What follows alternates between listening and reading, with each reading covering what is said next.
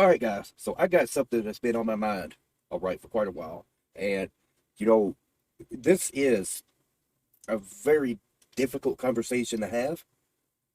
It's one that can easily be misunderstood, and therefore people just continue to be divided over misunderstandings. Okay. So I'm going to, try and get you guys to understand at least a little bit better, what the other side is talking about. Because right now, you know, I think for both sides, right, they just hear the term and then they automatically know what that person is talking about, and then like they'll just immediately say, no, that's not right. You don't know what you're talking about. That doesn't exist. And and like I said, the first question is, you explain to me what that means to you, then we can have an intelligent conversation. Okay. So that's what I'm going to try and do today. All right. Now, we're going to start with a clip from Mr. Williams. Okay. They just got done watching an episode of Stranger Things. All right. He explained this so well that I had to start here. All right. This is the ground level. This is the foundation right here. Okay. As we go forward throughout the video and looking at different elements and different situations, I want you guys to keep in the back of your mind what Mr. Williams is getting ready to say. All right, we just got finished episode 7, right? Yep. Season 2. It was pretty good. So what y'all think? I think it was pretty good. Yeah, I think she. Elle finally made her choice. I think 8 gonna come back to 11 to Indiana. Did y'all think L's sister was evil? No. Did y'all think she evil? I think she just wanted revenge. Yeah, she just want to get her payback. Well, I think that's what happened when you grow up in different, sides of town. Yeah. Okay, L's sister grew up in the city where, the hard knock life. You know what I'm saying? Yeah. So like how I grew up. I grew up, kind of hard, rough in the streets. All right, versus somebody who grew up with a silver spoon in their mouth. You know what I'm saying? Not dissing anybody, but when you grow up in different lifestyles, you come up with a different attitude on an outlook in life, on how you see things. Okay? L's sister was aggressive, and she didn't take no shit from no goddamn body. And she wanted fucking payback. All right? Yep. So what y'all think? It was Good pretty episode? Yeah. And here's the other thing we're going to be getting into a lot with this discussion. It's rap music. Okay? Now, a lot of people wants to, complain, oh, rap is nothing but promoting violence, drugs, all this other kind of stuff, and it's all negative, right?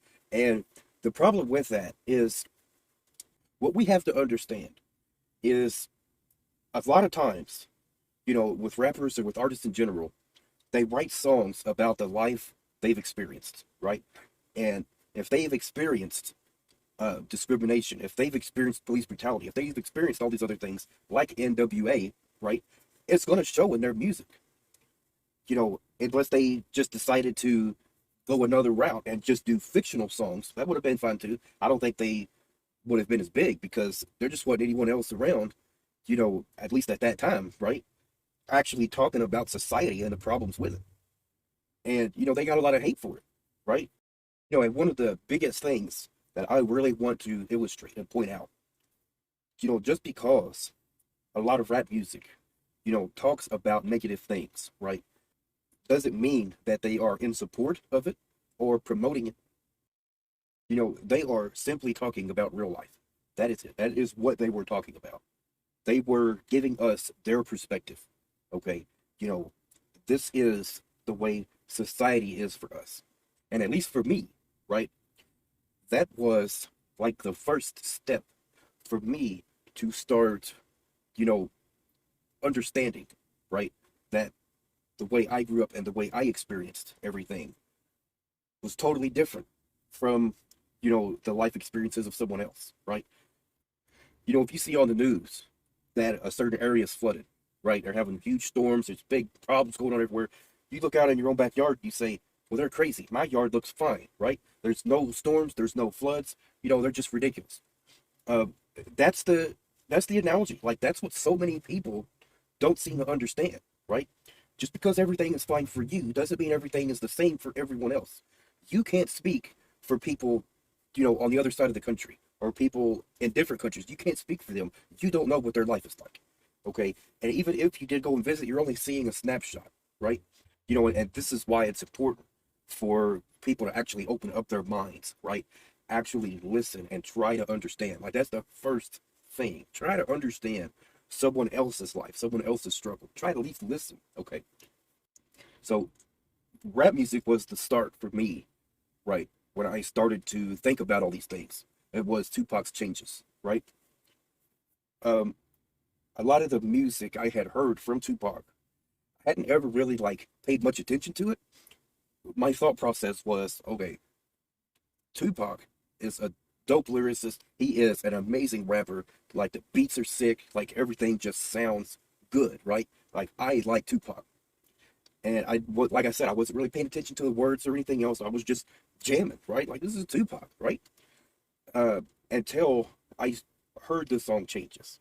And it goes without saying, it changed my perspective. It changed my opinion about who Tupac was and what his music was about. And then after that, I started to pay more attention. What's Tupac talking about? What is going on, in this song, right?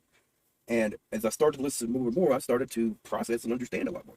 And like, that's the thing that I think a lot of people really need to grasp. Like I said, just because someone is talking about negative things doesn't mean they're promoting it. It means they are shedding light on issues, right? That's it. And, another thing too, I think a lot of people don't realize the hypocrisy, right? Because, it's glorifying violence. It's, doing all these other things. And I'm like, well, you watch John Wick, don't you? You realize you're rooting for a hitman. Like, the movie didn't show us any of that right at the start. We just saw John Wick as a retired hitman, right? With the, wife and all these other things. And then he goes through heartache, he loses his wife and all this other stuff. But if it had started, with John Wick getting orders to, kill an old lady, or any other number of things, right?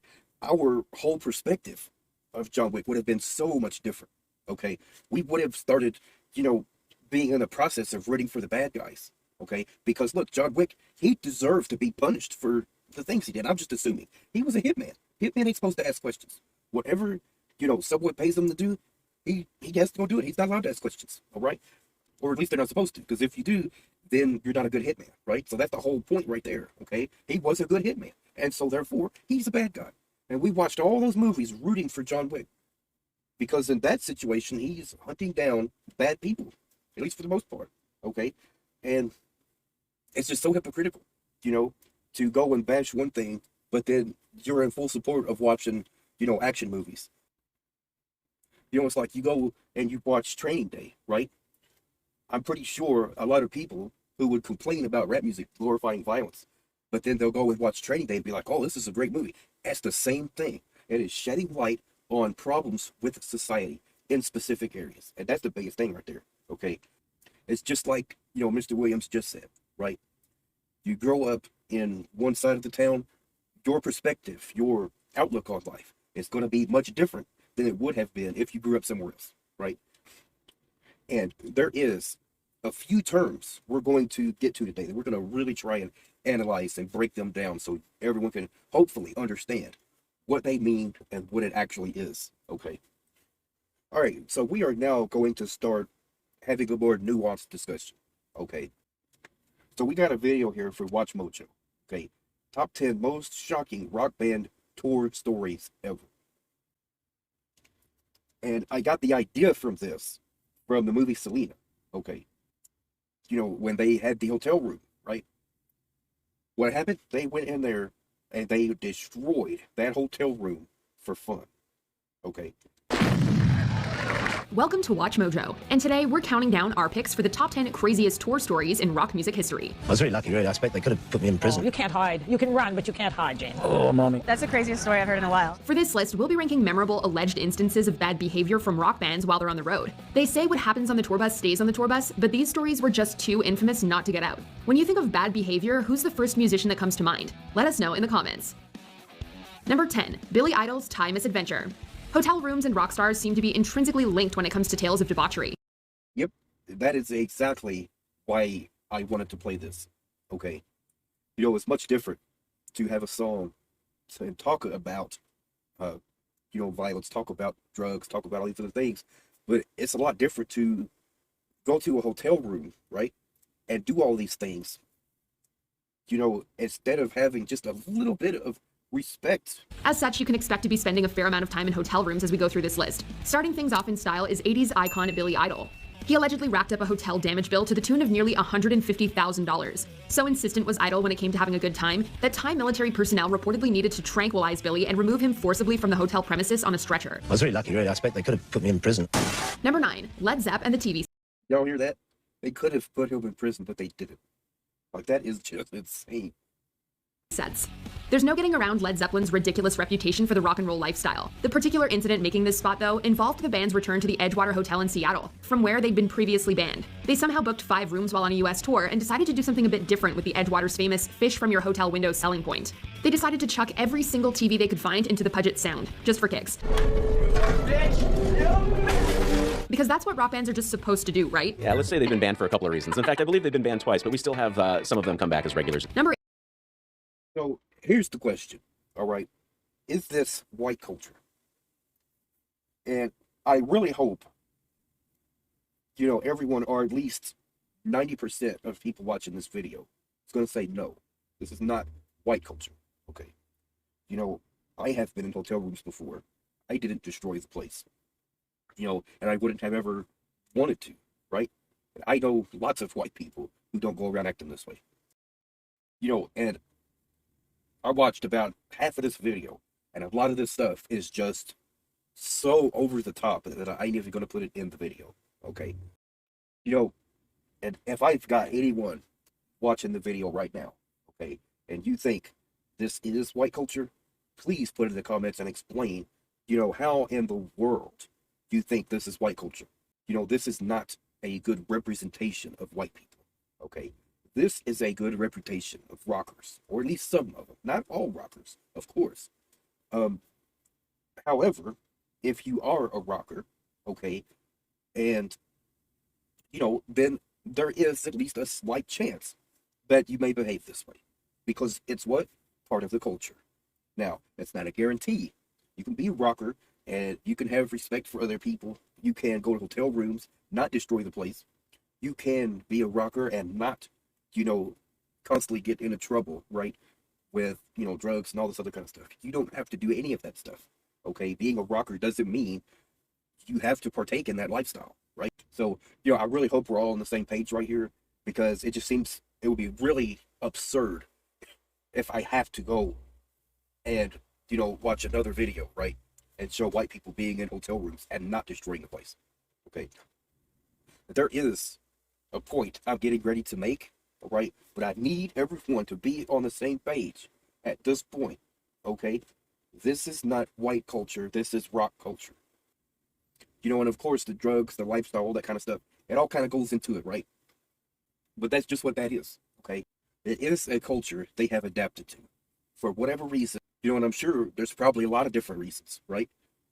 Being depressed about being, possibly being away from your family, Things that I wanted to share with you. According to Pew Research, the net worth of white families in 2013 was $141,000. For black families, it was $11,000, even less than the $19,000 it was in 2007. According to economist Edward Wolf of the University of New York, excluding vehicles and other durables, the median black family worth is just $1,700, while 40% of black families have zero or negative wealth. White family worth, in terms of financial worth, is 69 times more than that of black families. Given this disparity, how can you argue that racism is not a driving factor in income inequality? Because it has nothing to do with race and everything to do with culture. And when you have a culture that doesn't,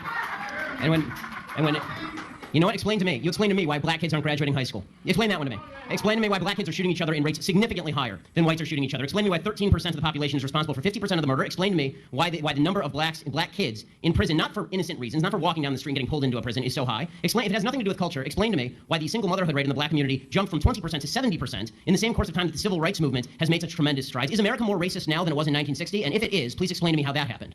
So this was going to be the example I was going to use to show you guys that Ben Shapiro was wrong.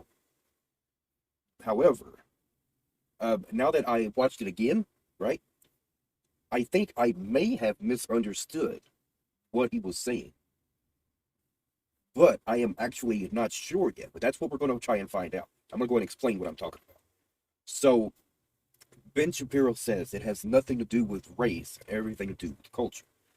Now, before, my understanding, what I thought he was trying to get at was it is black culture, right? That is the problem. And he also believes in 1350, right? So to me, and I could be wrong, but to me, to my understanding, Ben Shapiro believes that black culture, that black people in general, are more likely to celebrate violence, to, commit crimes at a higher rate than any other race, all these other things, right? That is just part of being black. Now, I'm fairly certain that is what he meant, but that's not what he says here.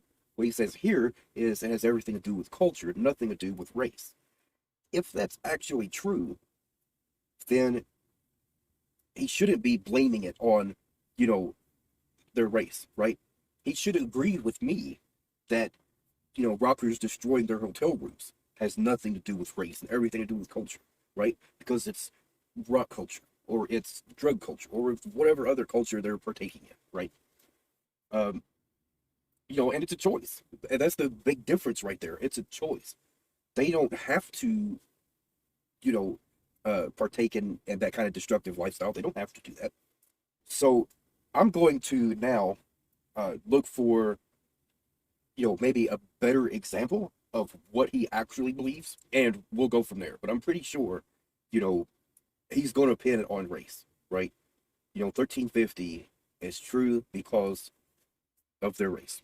All right, guys. So I have, been doing quite a bit more research. Okay, I've been watching, different videos and things like that, and I'm finding some pretty interesting information. Okay, now even though I think on this issue specifically, I'm going to at least partially agree with Ben Shapiro. Now, the thing about it is, this is going to be a very rare occurrence. Okay, so this is like one of the very few times I've actually agreed with Ben Shapiro on anything. Okay, but like I said, this is a partial agreement, not all the way. He's right on some points, but he is missing quite a bit of context. Okay, so, I'm going to do my best to explain everything. So let's go ahead and check out a few minutes of this video. So the title is Shapiro's Not Biting. Leftist tries to prove institutional racism. Now, I agree with Ben on quite a few points here. If you want to prove institutional racism, right, you would really need to show the United States Supreme Court, okay, allowing racism to go unchecked. And at this point, I don't know, of anything that would get us there, right, or even close to it. We do have a lot of problems, though, okay. This in kind of rounded context. The main argument that I'm making about institutional racism is not that racism doesn't exist. It's that to attribute every disparity to discrimination, which is what seems to be the intersectional argument. That if one group of people has less property than another group of people, or one group of people has less wealth, or one group of people is less economically successful, or one group of people is less educated, that is the result of current present-day institutional racism. That is not useful, and in fact, it's counterproductive. Because what it is doing is it is suggesting a fault that does not occur in the present. Now, I've also said in every speech that I've made for multiple years at this point that to deny historic racism would, of course, be idiocy. Of course, historic racism exists. Of course, that has present-day consequences. But that does not answer the question as to which policy currently in place is causing the disparity. So if you can point to the policy that is intended and designed. So I actually didn't watch up to this point, before, right? I had stopped it just a little bit before this, once I narrowed in on a part I wanted to focus on, okay? So the missing logic is now not missing. He's now filled in that logic, okay?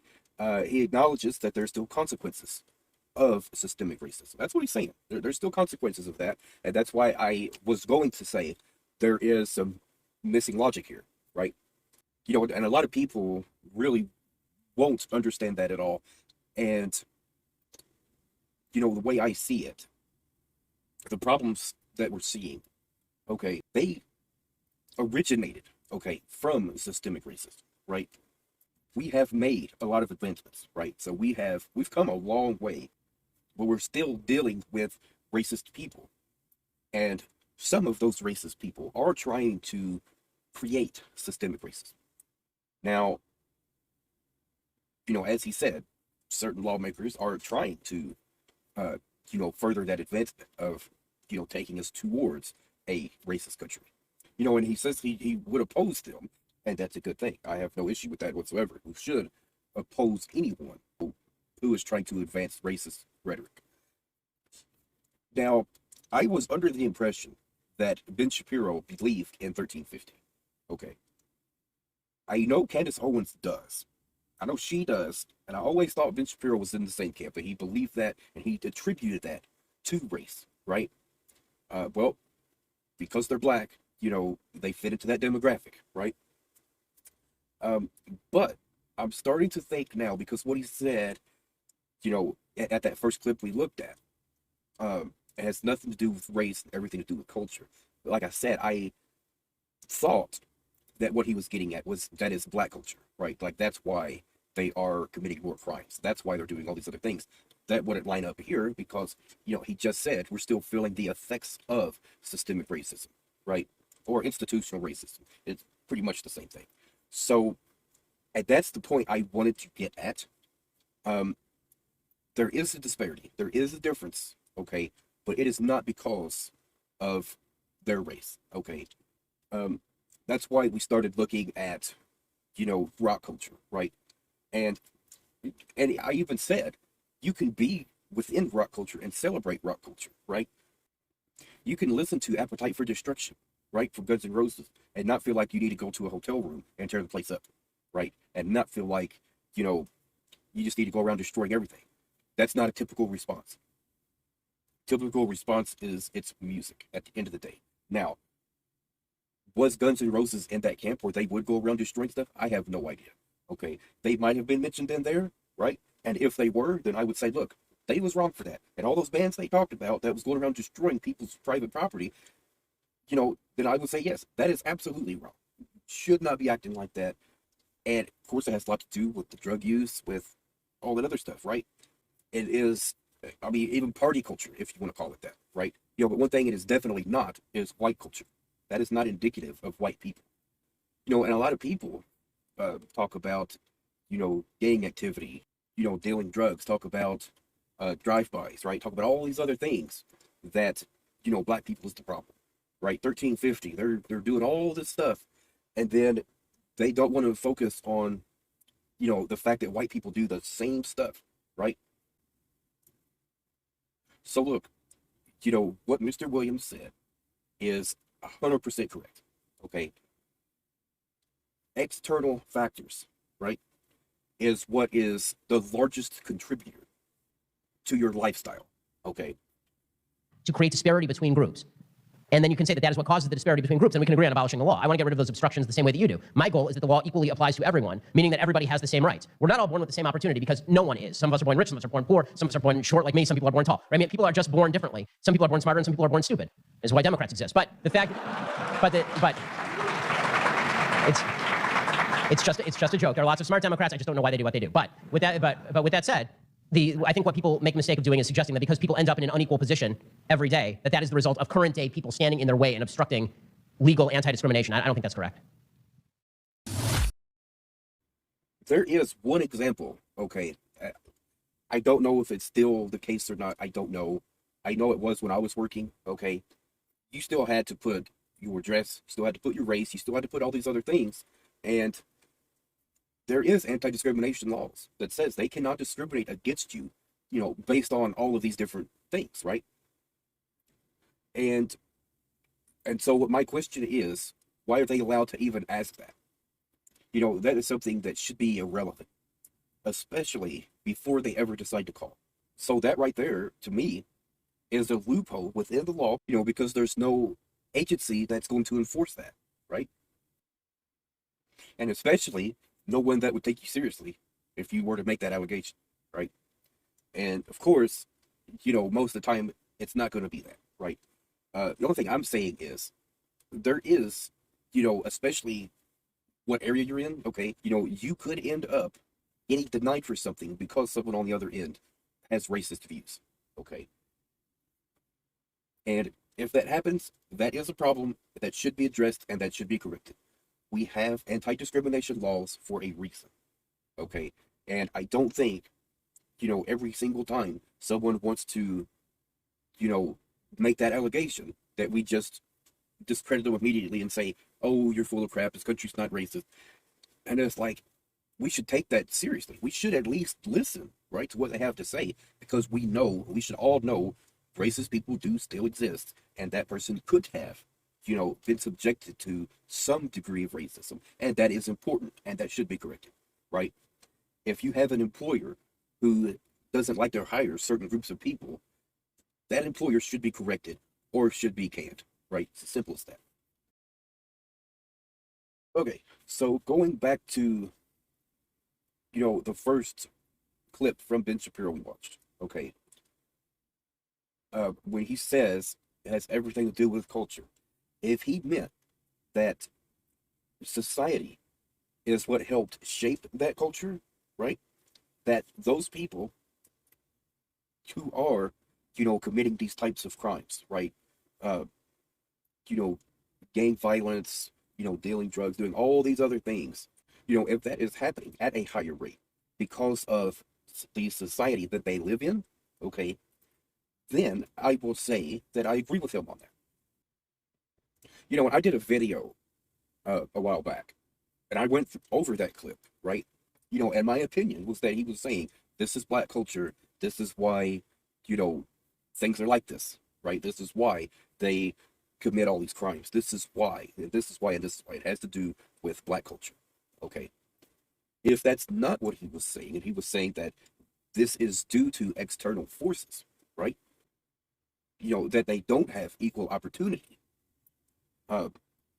because of the consequences that we are going through because of the past, okay?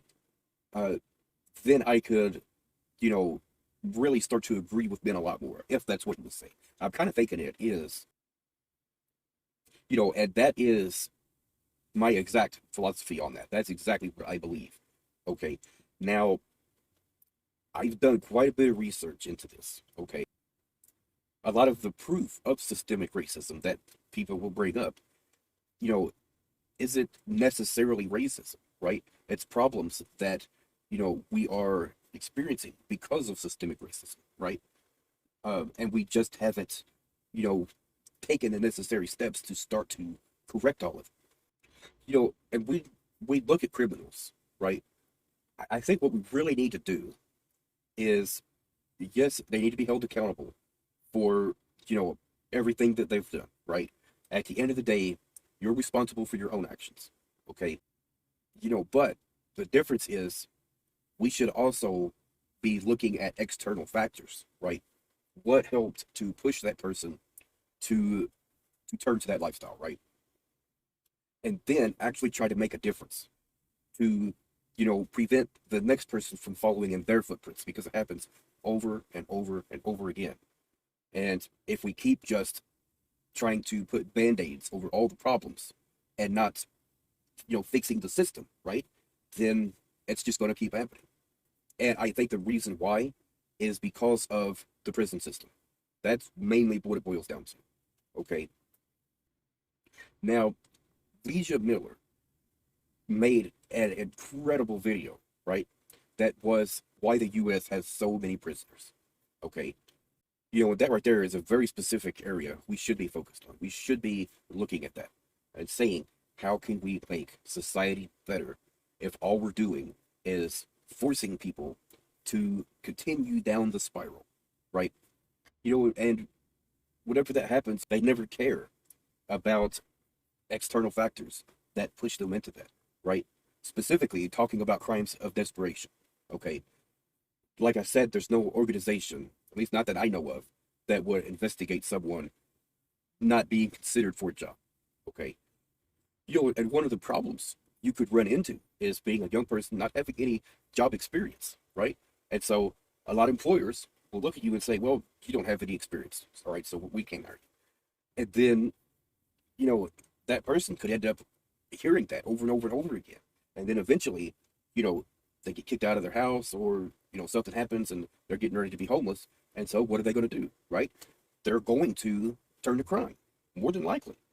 I mean, they're either going to do that, or they're going to have to face the grim reality that, the system doesn't care about them. That's the whole point. They're supposed to care, right?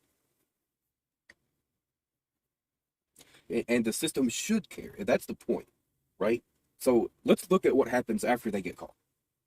Now they've either done jail or prison time, and, You know, and now they can't pass a background check. And so what does that mean? Well, now their opportunities are diminished even further, right? And, you know, a lot of times when you get out of prison, you're going to be on parole. And one of the conditions of parole is that you go and find a job, right? And you can't go without employment. You know, and I don't know what the criteria is for parole officers.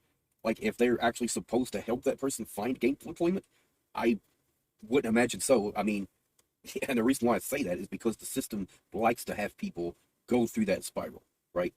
You know, and I've come to learn a lot about that. And you would really have to watch that video from Legion Miller, which I'm going to put that in the description. Okay, so you guys can go watch that. Come back and leave me a comment, and you guys let me know if you're starting to understand what I'm getting at or not. So essentially, what I'm trying to get at, whenever we look at crimes of desperation, right, we should hold them accountable, but we shouldn't stop there. You know, we should be looking for the root of the problem, right? Not just the problem we can easily see and say, you're the bad apple, you get out of here. And then there's 1,500 more lined up right behind you that have all, you know, succumbed to the same set of circumstances. And they never, you know, look beyond that. You know, and I think that's the biggest problem, right? They're too focused on getting rich than to care about the people, right? That's essentially the problem right there. You know, the other thing too, if preventing violence, right, was the ultimate goal, then sending people off to jail for nonviolent crimes would be a thing. Okay. You know, let's just imagine all nonviolent crimes, okay, drug possession, trafficking, dealing, all that stuff. If all that stuff was you get a fine and, you know, we try and help you get out of that lifestyle, right? We like give you information for, you know, rehab facilities, or we could try and find some temp agencies to help you find employment. Instead of throwing you behind bars, giving you a criminal history and just labeling you as a criminal and saying, oh, we're done with it. You're a criminal. You know, you've broken the law. You're the worst person that ever existed. That's literally how they treat people. I've been there, okay, and I've experienced it, right? So, and it doesn't even matter, right, to the judicial system whatsoever, if it was a crime out of desperation or because you just felt like robbing a bank, okay? Doesn't matter to them. And I think it should matter, right? You know, let's just imagine that for a moment. You know, I know it'll never happen, but just imagine it, and I think you might start to understand what I'm getting at here. If everyone knows, if it is common knowledge, right, nonviolent crimes equals no jail time, okay, then a lot less people would feel like they need to run from the police out of fear of going to jail. Because they know they're not going to go to jail, right? They're probably going to get a ticket, right? You have, you know, this substance, that stuff, okay, we're going to give you a ticket for those things. We're going to give you some information about rehab facilities, and we're going to, you know, suggest you should try and get clean so you're not living this lifestyle, right? That person is now not going to try to run from the police because it's not worth it, right? The biggest fear would be going to jail, losing their freedom, then going through, like I said, the spiral, right? You know, so that is creating a lot of violence, right? And not even just running. People deciding to target the police, right? If we lived in a society that was that way, right, to where only violent offenders would actually go to jail, right? I think that would be, you know, so much better. And I know a lot of people are going to probably disagree with that, but to me, it makes sense, right? If people running from the police, if that subsides, if violent crime subsides, okay, you know, if robberies subside, those are all things that I think most people should be in favor of, right? And then the other thing too, you know, those people committing low-level crimes, we wouldn't be, you know, throwing them in the system and making it even harder for them to find employment, to get an apartment, to do all these other things. And like, that's the biggest problem right there is, you know, we're shooting ourselves in the foot over and over and over again. You know, because if they think what they're doing is helping by locking up the criminals, right? It's not. All you're doing is taking people who could have become a valuable member of society, right? and you are not guaranteed, but you are incentivizing them to become better criminals so they don't get caught the next time once they do get out. Okay. And suppose that it's just way too radical, it'll never happen. There's some other options. There's some other things we could be doing, right, to actually help people. So what about if you were in prison, right? If you were, taking classes or, learning skills, learning trades, right? Then if you were to complete enough of those, then what I think they should do is try to give you a fresh start so that when you get out, you would be able to, go and get a nice job and not have to worry about them finding that on your record, right? So, I mean, it would be like, you go and do community service. You help, go and work for this department, within prison. You do this. We're going to give you a whole bunch of different things we want you to do. Start becoming a valuable member of this, system in here, right? And when you get out, you will have earned your second chance, right? You will have earned a fresh start. That is something that is, missing from the equation. There's no fresh start. I think people need to have more opportunities to turn their lives around and get out of that lifestyle. And at the same time, any community that is, in poverty, right, they should be lifted up. We should be helping communities. And that's not just Black communities. That's all communities. Any communities that are behind, they should be lifted up. There should be more opportunities for everyone, especially the ones that is in poverty-ridden areas. Okay. So, all right, that's it for now, y'all.